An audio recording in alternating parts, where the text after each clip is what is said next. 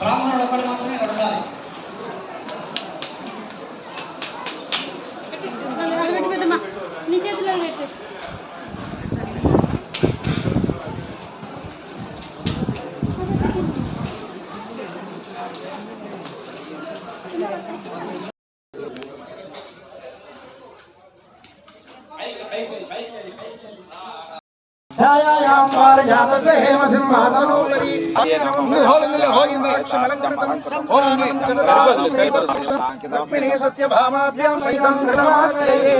కృష్ణాయ గోవిందాయ గోపీజన వల్లభాయ పరమపురుషాయ పరమాత్మనే పరకర్మ పరమంత్ర పరయంత్ర మోదయ మోదయ ఆయుర్వర్ధయ వర్ధయ రోగాన్నాశయ నాశయ పాపం దహరః. ఓం నమో భగవతే మహాసుదర్శనాయ జయత్రే జ్వాలాపరీధాయ సర్వదిక్షోభనకరాయ ఓం హం పరబ్రహ్మణే పరం జ్యోతిషే స్వాహ. ఓం శ్రీకృష్ణ పరబ్రహ్మణే నమః. మనకు ఈ కార్యక్రమానికి ఒప్పుకున్నారు. వారికి సగౌరవంగా నమస్కరిస్తూ వారిని వేదిక మీదకి సగౌరవంగా ఆహ్వానిస్తున్నాం.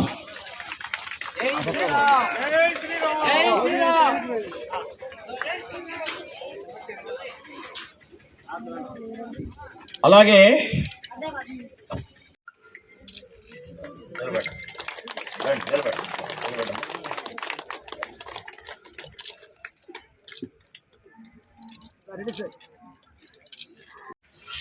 జై వీర బ్రహ్మ జై గోవింద బాబ జై. నేడు మీ కృష్ణమాచార్య శ్రీ బ్రహ్మపదం. ప్రకృతి అల్లారు ముద్దు బిడ్డ మన తల్లి భరతమాత అరణ్య పర్వత జీవనది సుందర సాగర సుశోభిత పుణ్యక్షేత్ర తీర్థ ప్రాకార గోపుర నిర్మిత నిత్య కళ్యాణ నిర్మలాను రాగపూత మన తల్లి భరతమాత. ఇది వేదపుడమి కర్మభూమి. ఎందరో మహనీయులు నడయాడినటువంటి పవిత్రమైనటువంటి ధరిత్రి ఈ భారతావని. అటువంటి పరంపరలో 400 సంవత్సరాల క్రితమే విశ్వభవితలు చెప్పిన మహనీయులు అవతార పురుషులు జగద్గురు శ్రీమద్ విరాట్ పోతులోని వీరబ్రహ్మేంద్ర స్వాముల వారు. గురుదేవుల యొక్క ఉపాసన ఫలితంగా తల్లిదండ్రులు నాకు ఇచ్చినటువంటి ఈ జన్మ చరితార్థమైంది. అటువంటి మహోన్నతమైనటువంటి భారతావనిలో అన్నపూర్ణగా పేరుగాంచినటువంటి ఆంధ్రదేశంలో ఎక్కడున్నాం మనం? ఇప్పుడు ఏ జిల్లాలో ఉన్నాం? ఎక్కడున్నాం? ఏమిటి కడప అంటే? దేవుని కడప. ఇంకా శ్రీమసిగలో సిరిమల్లె మన కడప. సిరిగల ఆ వెంకటేశ్వరుడి తొలి గడప. సురభి సౌరభాలను నాడు దిశ దిశలా విదజల్లినది మన కడప. స్వాతంత్ర సమర యోధులకు సైతం ప్రఖ్యాతి మన కడప. నాటి కళా వైభవానికి మన కడప ప్రతీక. నేటి ప్రముఖ దర్శనీయ స్థానాల మాలిక. అమృతధారులు కురిపించు అన్నమయ్య జన్మస్థానం తాళ్లపాక. తెలుగు సాహితీ సుక్షేత్రానికి మన కడప సాదృశ్యక. అటువంటి కడప గడపలో సిరిపురి బంగారు పట్టణం. దక్షిణ భారతదేశంలోనే బంగారు పట్టణం ప్రొద్దుటూరుగా పేరుగాంచినటువంటి మహోన్నతమైనటువంటి ఆధ్యాత్మిక కేంద్రమే ప్రొద్దుటూరు. ఎందరో కవులు, ఎందరో రచయితలు, ఎందరో మహనీయులు నడియాడినటువంటి పవిత్రమైనటువంటి ధరిత్రి ఈ పొద్దుటూరు పుర ప్రాంగణం. పుట్టవర్తి నారాయణాచార్యులు సాక్షాత్తు శివ తాండవకర్త అయిన మహనీయులు అవతార పురుషులు నడియాడినటువంటి పవిత్రమైనటువంటి ధరిత్రి. అస్మదాచార్య పర్యంతం వందే గురు పరంపరాం అనుకుంటున్నటువంటి గురు పరంపరకి ఆద్యుడు మొట్టమొదటి జగద్గురువు ఆ కృష్ణ పరబ్రహ్మ. ఆ కృష్ణుడి యొక్క తత్వం ఏంటో తెలుసా? కృష్ణుడు మానవత్వం చూస్తే మనిషిగానే కనిపిస్తాడు. పశువులను పాలిట సమ్మోహనమూర్తిగా కనిపిస్తాడు. అవతార పురుషుడిగా కూడా కనిపిస్తాడు. సాక్షాత్తు పరమేశ్వర తత్వంతో విరాజిల్లింది కూడా తానే అని చెప్తాడు. ఇంకా గొప్పగా ఏం చెప్తారో తెలుసా? మూకం కరోతి వాచాలం పంఘం లంఘయలే గిరిం యత్రూపాకమహం వందే పరమానంద మాధవం. ఏ పరంధాముని పరమానందుడి కృపచేత మూగవాడు ఒక్కయ్య భాషిస్తాడో, కుంటివాడు కూడా కొండలెక్కి ఆ శిఖరాన్ని చేరాలని అనుకుంటాడో, కృష్ణతత్వం అంత గొప్పది. ఎందుకో తెలుసా? భగవద్గీతలో మొట్టమొదటి శ్లోకం ఉంది. ఏమండి, భగవద్గీత మనం ఎవరన్నా చదివామా? ఎన్ని అధ్యాయాలు ఉంటాయి? అవునా తల్లి? మొట్టమొదటి అధ్యాయం పేరేంటమ్మా? మొట్టమొదటి శ్లోకం ఎవరైనా చెప్పగలరా?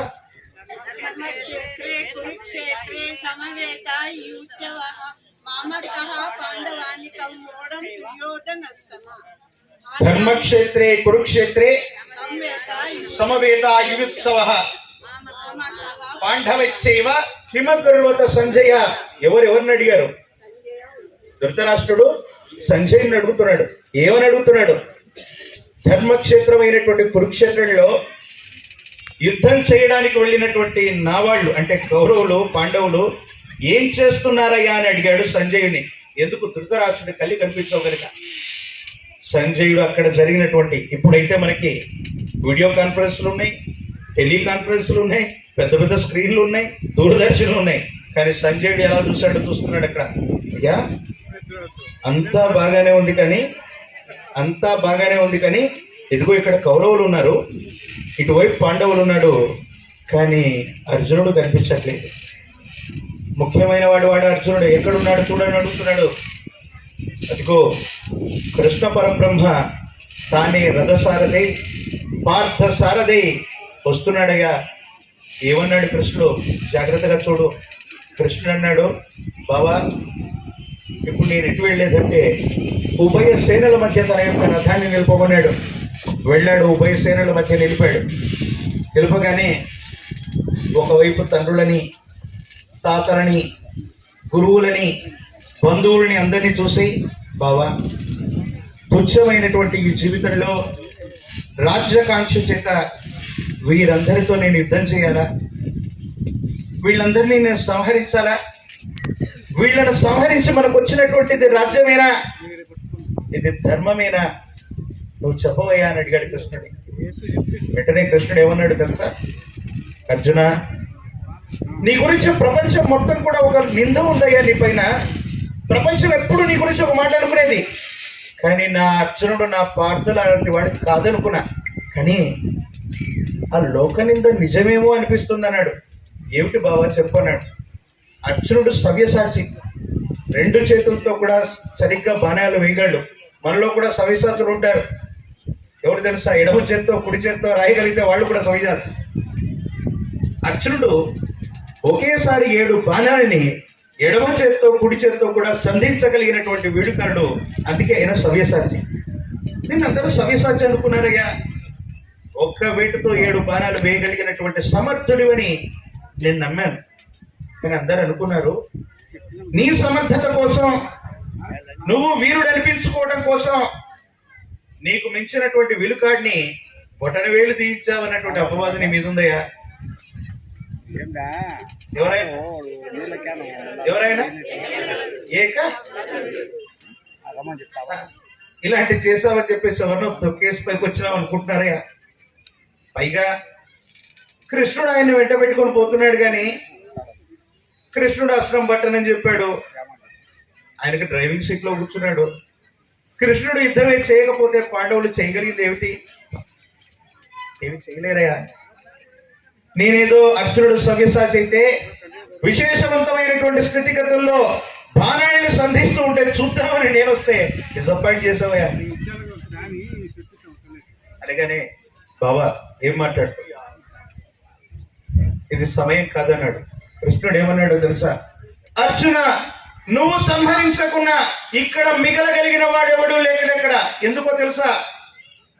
యథా యథా హి ధర్మస్య గ్లానిర్భవతి భారత అభ్యుత్థానమధర్మస్య తదాత్మానం సృజామ్యహం పరిత్రాణాయ సాధూనాం వినాశాయ దుష్కృతాం ధర్మ సంస్థాపనార్థాయ సంభవామి యుగే యుగే.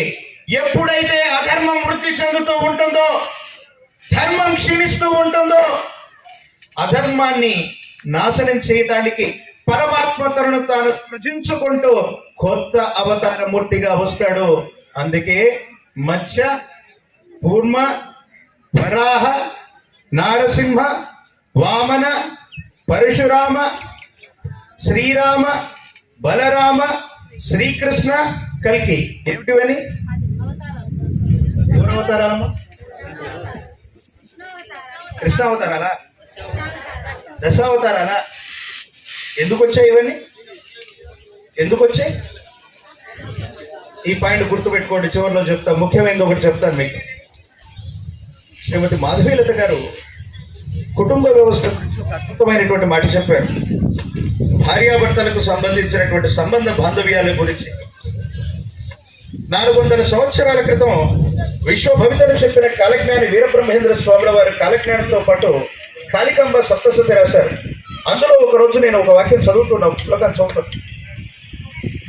మీకు కష్టాలు వచ్చాయని, ఇబ్బందులు వచ్చాయని అనునిత్యం పరమేశ్వరుడి ఆలయానికో షణ్ముఖుడు సుబ్రహ్మణ్యుడి యొక్క ఆలయానికో వెళ్ళి ప్రదక్షిణలు చేసినంత మాత్రాన మీ కష్టాలు